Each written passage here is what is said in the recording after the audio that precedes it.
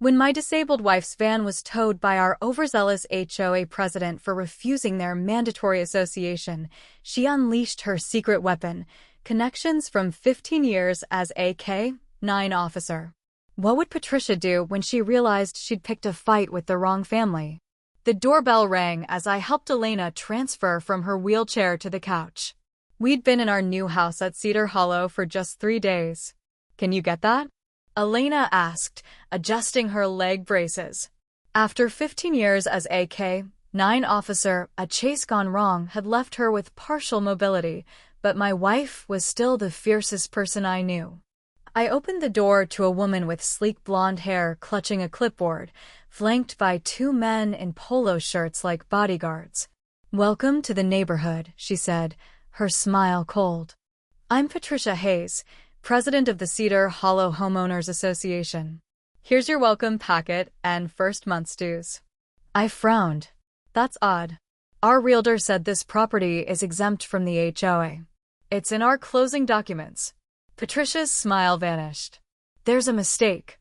Every home in Cedar Hollow is in our association. It's mandatory. Not per our paperwork. This lot predates the HOA. We have grandfathered rights. Her eyes sharpened. We'll need to see those documents. The board meeting is Wednesday at 7 p.m. Bring them. She shoved a thick folder at me. Meanwhile, these are our guidelines. You'll need to remove that ramp by your side door.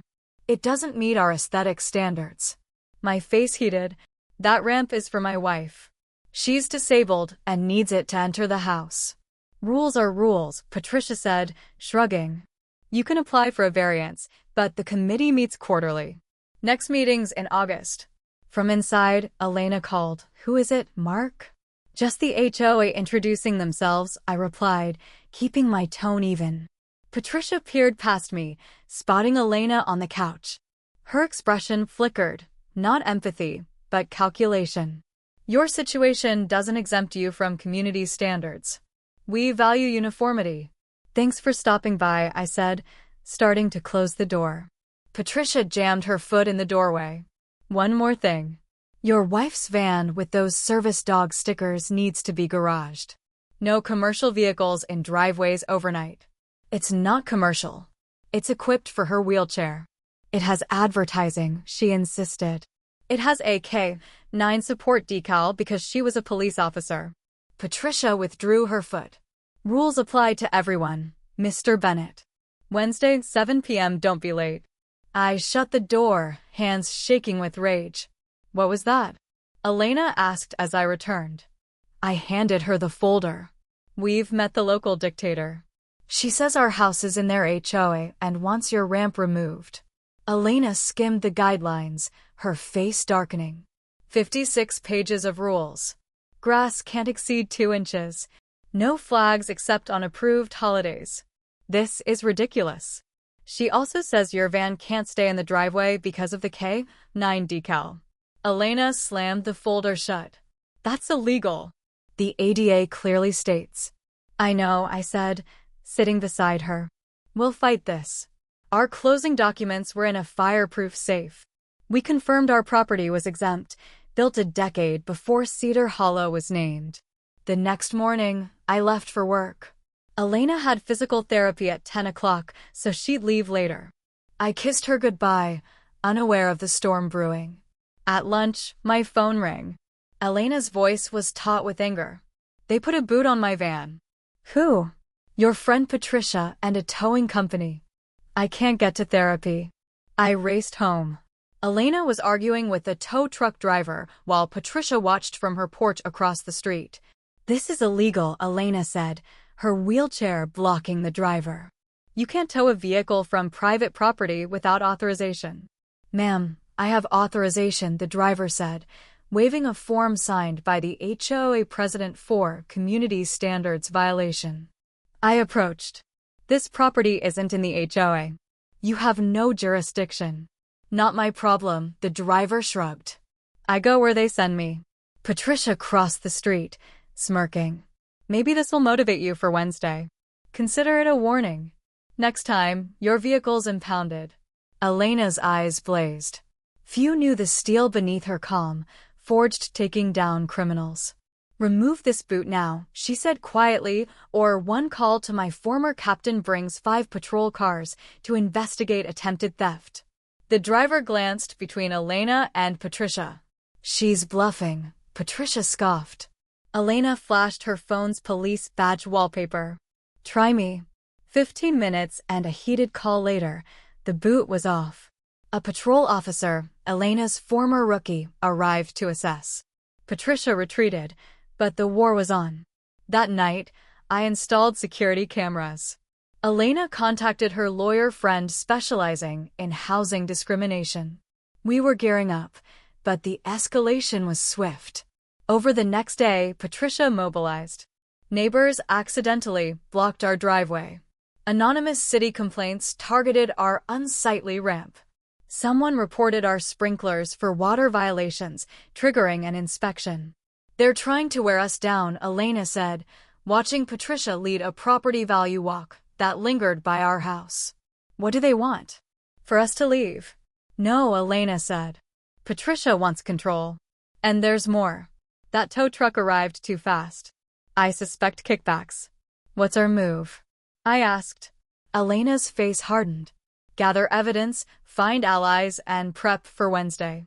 We researched Patricia Hayes. Elena's police contacts revealed 3 prior HOA overreach complaints, all dropped mysteriously. Property records showed Patricia owned a rental in the next county with the same towing company's sign. This isn't just us, Elena realized. She's running an empire, and we're a threat. Wednesday brought a shock. I came home to an empty driveway. Elena's van was gone. Her phone went unanswered. Panic surged until an unknown number called. Mark, it's me, Elena said, voice strained. Where are you? They towed my van during therapy. I'm at Quick Tow Recovery on Industrial Way. They want $450, claiming the HOA authorized it for a commercial vehicle violation. Captain Alvarez is in court all afternoon. Can you get me? I'm coming, I said, racing out. Fury grew. This wasn't just a power play. It targeted Elena's independence. The impound lot was a fortress of chain link and barbed wire. Elena waited outside, her face a mix of anger and humiliation. I've been here 2 hours, she said as I knelt beside her. They won't release it without payment, even after I explained it's my mobility vehicle. I squeezed her hand. We'll pay, then fight legally. Got paperwork. She handed me a form authorized by Patricia Hayes for a commercial vehicle violation over her K-9 decal. She's calling it advertising. Inside, a board attendant said, $450. Cash or credit, $50 more after 24 hours. This is a disabled person's vehicle, I said. Towing it violates federal law. Take it up with the HOA, he shrugged. I paid, seething. A new scratch marred the van's wheelchair ramp. Elena saw it and went quiet, her storm warning mode. Photograph everything, she said. Every scratch, the paperwork, the lot. We're building a case. Driving home, Elena made calls.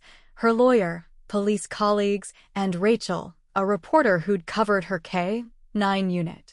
Rachel, it's Elena Bennett. Remember that housing discrimination story? I've got something. By our driveway, Elena had arranged for a news crew at the HOA meeting. We noticed small American flags along our property line. Our neighbor, Henry, waved. Heard about Patricia and your van. Those flags mark the original property line from before Cedar Hollow. Your lot was never HOA. I've lived here 30 years. Elena smiled. Thank you, Henry. Been waiting for someone to challenge her, he said. She got the Ramirez family evicted over their food truck last year. Inside, Elena donned her formal police uniform, pinning medals and adding a photo of her K-9 partner, Max Psychological Warfare, she said, catching my look. Patricia wants to shame us. I'll show them who they're facing. The HOA meeting was in the community clubhouse, with one small ramp hidden out back. Elena noted ADA violations. Front entrance must be accessible, she murmured, snapping photos. Strike one. Inside, 30 neighbors sat facing Patricia and 4 board members. Non-compliant homeowners get 2 minutes, Patricia announced. Board decisions are final. She faltered, seeing Elena in uniform. Whispers spread. Officer Bennett, Patricia recovered. You're out of order. Actually, a voice said from the doorway, they're right on time. Captain Alvarez entered, uniformed, with 2 officers and Rachel, wearing a press badge. Patricia flushed. This is private. Public meeting, open meeting laws, Rachel said cheerfully. Elena positioned her wheelchair centrally. We're addressing the illegal towing of my ADA-compliant vehicle and harassment over our exempt property. Patricia's knuckles whitened. No exemption exists. I placed our paperwork on the table. 1978 deed, 2003 survey, title insurance noting HOA exemption, and a cease and desist for ADA violations. Captain Alvarez added, we're investigating selective enforcement and possible kickbacks with quick tow recovery. Residents have filed complaints. Murmurs erupted. A woman stood. They towed my son's car for a university sticker. Cost $400. Another added, they cited my mailbox for being an inch too wide. Patricia banged her gavel. Order. These aren't on the agenda. I move to add them, said board member Clara, the treasurer, eyeing Patricia. And review the towing contract, especially payments to Hayes Property Services at your cousin's address. Patricia paled. Clara, that's inappropriate. Is it? Clara said. I've reviewed the finances. There are questionable payments. Elena spoke into the silence. The problem isn't my K-9 decal. Rachel's photographer captured Patricia's shock. Captain Alvarez stepped forward. Ms. Hayes, come to the station to discuss possible fund misappropriation. As Patricia was escorted out, protesting, the board voted to recognize our exemption, refund our towing fees, and audit HOA finances. Outside, neighbors surrounded Elena, sharing HOA horror stories. Henry brought celebratory wine. You've changed everything, he said.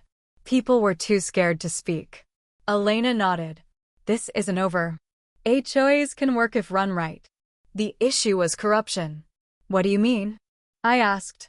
She smiled, scheming. I might run for the board to keep this from happening again. Driving home, Rachel called. This story is exploding. 3 other HOAs reported similar issues.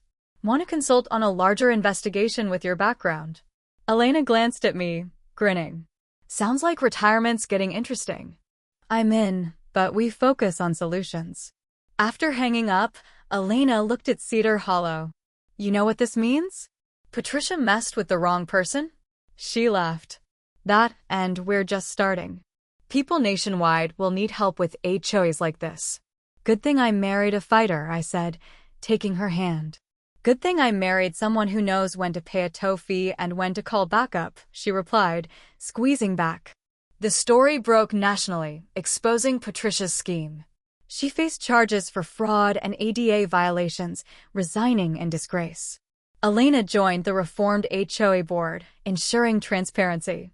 Cedar Hollow became a model for fair governance, and Elena's consulting work sparked HOA reforms statewide. Our home, once a battleground, stood as a beacon of resilience, proving no one could break the Bennetts.